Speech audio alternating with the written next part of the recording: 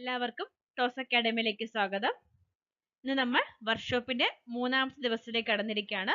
നമ്മൾ ഇന്നത്തെ concept deal with difficult degree PG level ടോപ്പിക്കാണ് ഡിസ്കസ് ചെയ്യുന്നത്. മൂന്നാം ദിവസത്തെ ബോട്ടണിയുടെ രണ്ടാമത്തെ വീഡിയോ ആണ്. ഡീൽ വിത്ത് ഡിഫിക്കൽട്ട് എന്ന കൺസെപ്റ്റിലുള്ള MCQ സീരീസ് ആണ്. നമുക്ക് ക്വസ്റ്റ്യൻസിലേക്ക് കടക്കാം. ആദ്യത്തെ ക്വസ്റ്റ്യൻ വന്നിരിക്കുന്നത് നൈട്രജൻ ചക്രത്തിൽ ഉൾപ്പെടാത്തത്. Options: nitrate, nitric acid, nitrogen, ammonia. Nitrogen ചക്രത്തെക്കുറിച്ച് നമ്മൾ ഒരു +2 ലെവൽ ഡീറ്റെയിൽ ആയിട്ട് പഠിക്കുന്നില്ല. ഫിക്സേഷനെ കുറിച്ചൊക്കെ നമ്മൾ അത്യാവശ്യം ഡീറ്റെയിൽ ആയിട്ട് പഠിക്കുന്നുണ്ട്. ബയോളജിക്കൽ നൈട്രജൻ ഫിക്സേഷൻ, അതേപോലെ സിംബയോട്ടിക് ആയിട്ടുള്ള നൈട്രജൻ ഫിക്സേഷൻ ഒക്കെ പഠിക്കുന്നുണ്ട്. എന്നാൽ നൈട്രജൻ ചക്രത്തെക്കുറിച്ച് ഡീറ്റെയിൽ ആയിട്ടൊന്നും നമ്മൾ നോക്കുന്നില്ല +2 ല്. പക്ഷെ അത് ഇമ്പോർട്ടന്റ് ആണ്. അത് നമ്മൾ ഡിഗ്രി ലെവലിൽ തന്നെയാണ് പഠിക്കുന്നത്. ഈ ഒരു ഇമേജ് സൈക്കിള് പഠിച്ചു വെക്കണം. ഇതിൽ നൈട്രസ് ഓക്സൈഡ് ഉണ്ടാവുന്നുണ്ട്, നൈട്രേറ്റ്, നൈട്രൈറ്റ്, അതേപോലെ അമോണിയം. ഇതൊക്കെ ഇമ്പോർട്ടന്റ് ആണ്. അവിടെ നടക്കുന്ന നൈട്രിഫിക്കേഷൻ, ഡീനൈട്രിഫിക്കേഷൻ, ഇതൊക്കെ നമ്മൾ എന്താണെന്ന് പഠിക്കുന്നുണ്ട് NCERT-യിൽ. ദെൻ ഇവിടുത്തെ ഓപ്ഷനിൽ നമുക്കറിയാം നൈട്രിക് ആസിഡ്. നൈട്രിക് ആസിഡ് ഒരിക്കലും നൈട്രജന്റെ സൈക്കിളിൽ ഉണ്ടാവുന്നില്ല. മനസ്സിലായല്ലോ? ബാക്കി 3 ആൾക്കാരും നമ്മുടെ നൈട്രജന്റെ സൈക്കിളിലുണ്ട്, ചക്രത്തിലുണ്ട്. ഓർത്ത് വെക്കണേ, ഇമ്പോർട്ടന്റ് ആണ്.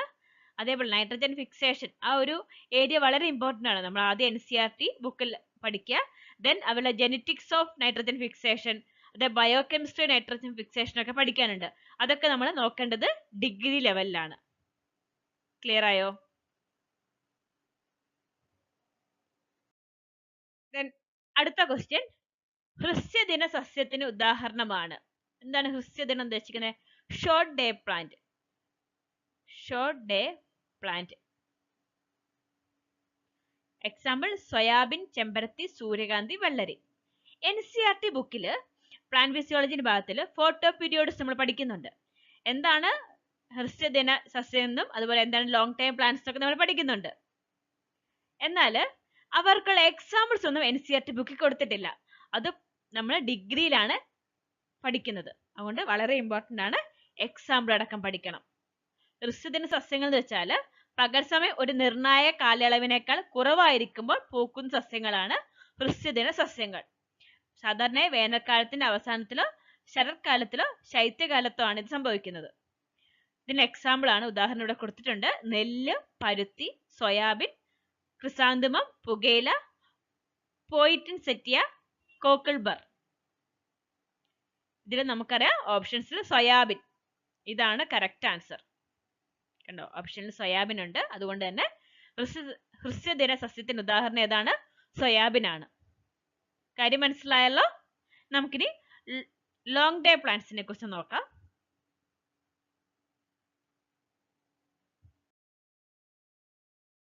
പകൽ വെളിച്ചത്തിന്റെ ദൈർഘ്യം ഒരു നിർണായക കാലയളവ് കഴിയുമ്പോൾ സാധാരണയായി വസന്തത്തിന്റെ അവസാനത്തിലോ വേനൽക്കാലത്തിന്റെ തുടക്കത്തിലോ പൂക്കുന്ന സസ്യങ്ങളാണ് ലോങ് ഡേ സസ്യങ്ങൾ.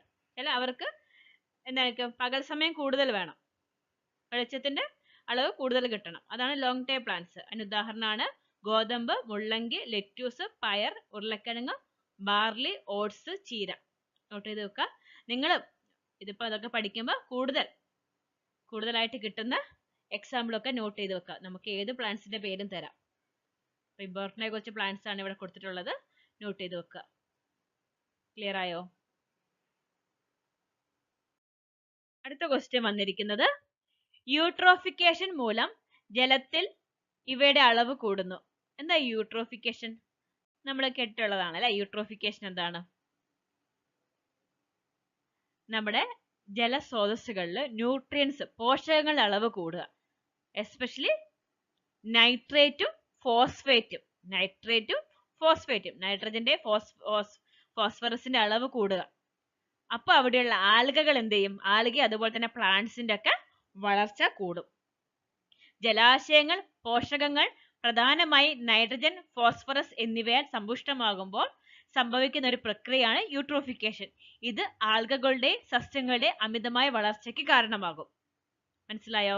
ഇത് നമ്മളുടെ ഡിഗ്രി ലെവൽ എൻവയോൺമെന്റൽ സയൻസിന്റെ ഭാഗത്തൊക്കെയാണ് ഇത് പഠിക്കുന്നത്. പ്രത്യേകിച്ച് നമ്മൾ ഈ നൈട്രജൻ ഫോസ്ഫറസിന്റെ കാര്യമൊക്കെ പഠിക്കുന്നത്. അങ്ങനെ അമിതമായി ആൽഗകളും സസ്യങ്ങളൊക്കെ വളരുമ്പോൾ എന്ത് സംഭവിക്കും? അവിടെയുള്ള ഓക്സിജന്റെ എമൗണ്ട് കുറയും. നമ്മുടെ വാട്ടറിലെ ഓക്സിജന്റെ എമൗണ്ട് കുറയും. അതേപോലെ സൂര്യപ്രകാശം നന്നായിട്ട് വെള്ളത്തിനുള്ളിലേക്ക് ഇറങ്ങാതെ കിട്ടും.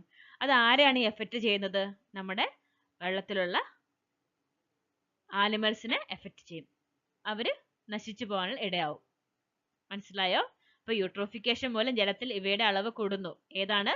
നൈട്രേറ്റും ഫോസ്ഫേറ്റും. നൈട്രജന്റെ ഫോസ്ഫറസിന്റെ പോഷകങ്ങൾ, അവയുടെ ഓക്സൈഡുകൾ ഒക്കെയാണ്, അവരുടെ പലതരം ഫോമാണ് ഈ ഒരു ജലാശയത്തിൽ കൂടുന്നത്. മനസ്സിലായോ? പ്രൈമറി ആണ് പറയുന്നത് കേട്ടോ. സെക്കൻഡറി ആയിട്ട് നമുക്ക് സൾഫേറ്റ് ഒക്കെ ഉണ്ടാവും. പക്ഷെ പ്രൈമറി ആയിട്ട് കൂടുന്നത് നൈട്രേറ്റും ഫോസ്ഫേറ്റും ആണ്. ക്ലിയർ ആയോ? അടുത്ത ക്വസ്റ്റ്യൻ വന്നിരിക്കുന്നത് നിങ്ങൾ എല്ലാവരും നോട്ട് ചെയ്ത് വെച്ചോ. ഡിഗ്രി PG ലെവലാണ്. ഡിഗ്രി PG ലെവൽ പഠിച്ചില്ലേ, ഡിഗ്രി ലെവൽ എന്തായാലും പഠിച്ചു വെക്കണം.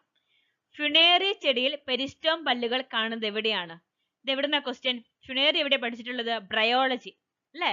NCERT ബുക്കിൽ നമ്മൾ ജസ്റ്റ് അവരുടെ ക്ലാസിഫിക്കേഷൻ, അതേപോലെ ജസ്റ്റ് ഒരു ഇൻട്രൊഡക്ഷൻ മാത്രമേ ഉള്ളൂ ബ്രയോഫൈറ്റിനെ കുറിച്ച്. പക്ഷെ നമ്മുടെ സിലബസിൽ റിക്സിയ, ആന്തോസിറോസ്, ഫ്യുണേറിയ ഇത് മൂന്നിനെ എടുത്തു പറഞ്ഞിട്ടുണ്ട്. ഇവരുടെ ലൈഫ് സൈക്കിൾ, അതേപോലെ സ്ട്രക്ചറും കാര്യങ്ങളും ഒക്കെ പഠിക്കാൻ പറഞ്ഞിട്ടുണ്ട്. വളരെ ഇമ്പോർട്ടന്റ് ആണ്. നമ്മുടെ പ്രീവിയസ് ഇയർ ക്വസ്റ്റ്യൻസിൽ കണ്ടിട്ടുള്ളതാണ്. ഇവിടുന്ന് 2 മാർക്കിന് ക്വസ്റ്റ്യൻ, 2 ക്വസ്റ്റ്യൻ വന്നിട്ടുണ്ടായിരുന്നു. ഒന്ന് basic level question, NCERT level question.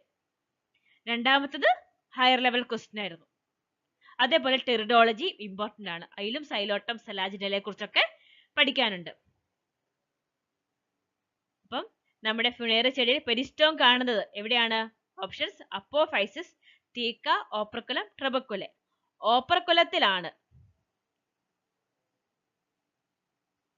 ഓപ്പർക്കുലത്തിലാണ് നമ്മുടെ പെരിസ്റ്റോം പല്ലുകൾ അറേഞ്ച് ചെയ്തിരിക്കുന്നത്. ഓപ്പർക്കുലം എന്ന് പറയുന്നത് നമ്മുടെ എപ്പിക്കൽ റീജിയന്റെ ഒരു ഭാഗമാണ്. അതിൽ തന്നെ വരുന്നതാണ് ഓപ്പർക്കുലവും പെരിസ്റ്റോമും. വളരെ ഇമ്പോർട്ടന്റ് ആണ്. കാരണം സ്പോറോഫൈറ്റ്, കാപ്സ്യൂളിന്റെ സ്ട്രക്ചർ ഒക്കെ നമുക്ക് ഫ്യുണേറിയയുടെയും റിക്സിയുടെയും അതേപോലെ ആന്തോസിറസിന്റെ ഒക്കെ ഡീറ്റെയിൽ ആയിട്ട് പഠിക്കാനുണ്ട്. ഇങ്ങനെ സ്ട്രക്ചറും കാര്യങ്ങളൊക്കെ ചോദിക്കുമ്പോഴാണ് നമ്മൾ കുടുങ്ങിപ്പോവുക. അപ്പൊ ഡീറ്റെയിൽ ആയിട്ട് അത് പഠിക്കണം. മനസ്സിലായോ?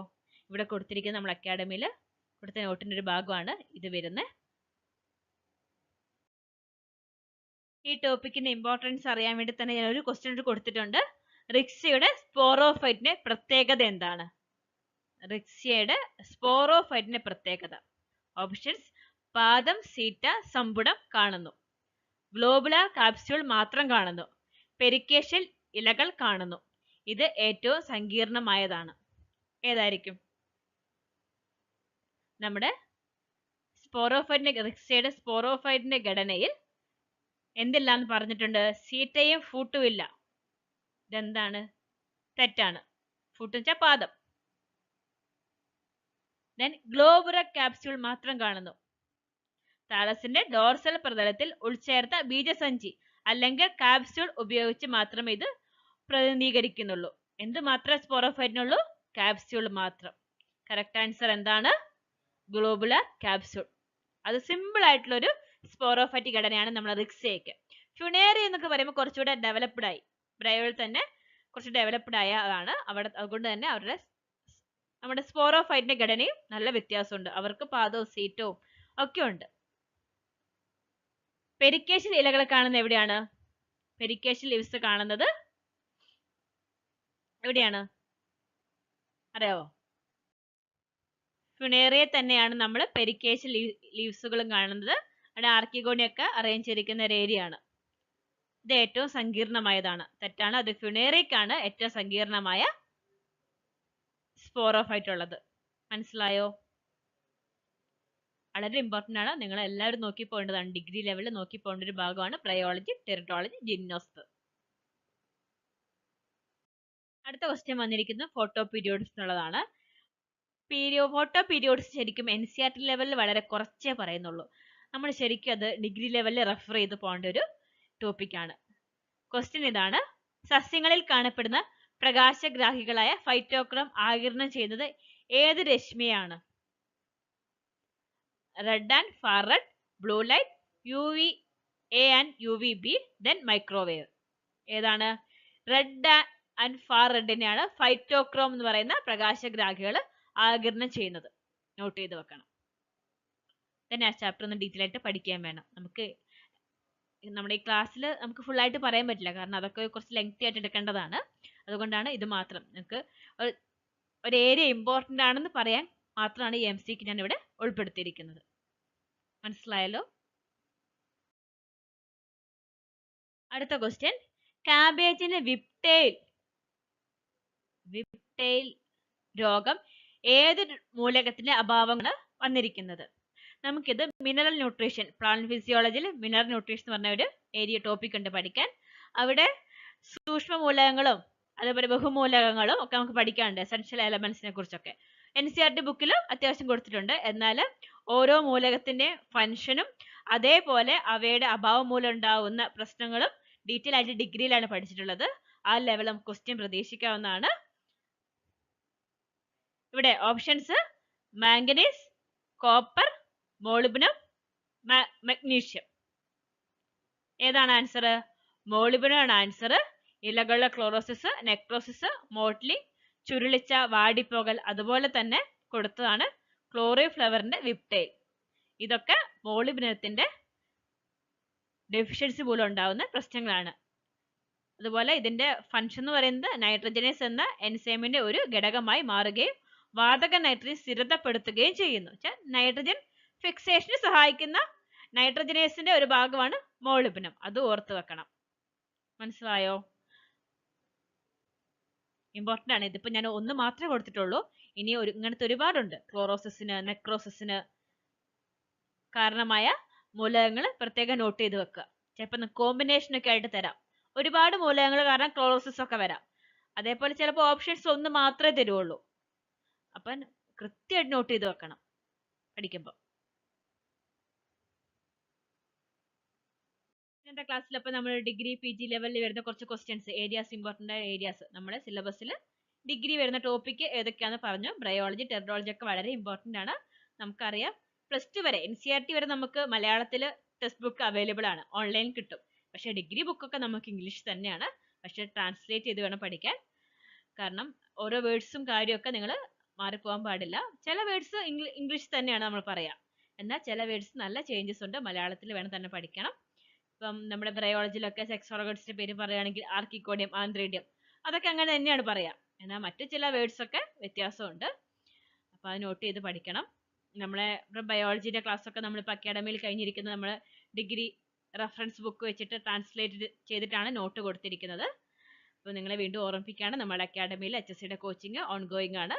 താല്പര്യമുള്ളവർ നമ്മുടെ സ്ക്രീനിൽ കാണുന്ന നമ്പറിൽ കോൺടാക്ട് ചെയ്യാം. Thank you.